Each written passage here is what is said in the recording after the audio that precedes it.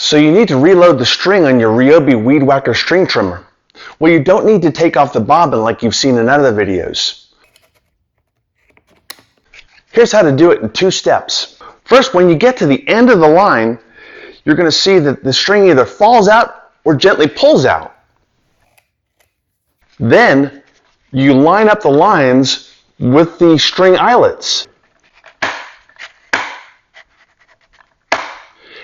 At that point, we'll see daylight. There's a channel that goes all the way through the center of the string head. Then we take our new string and we feed that line through that daylight, all the way through the center of that.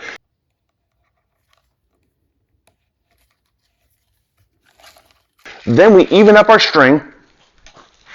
Next, we're going to take our crank that Ryobi supplied, and we're going to crank the direction the arrows show. I like to keep a grip on the string that's hanging down because it's going to get fouled. Hold the head.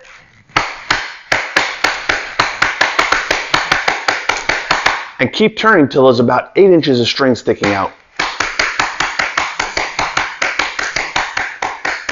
It's just that easy. Can I recommend you click subscribe and ring the little bell so you don't miss other informative videos like this one? Now, if you excuse me, I got some chores to do.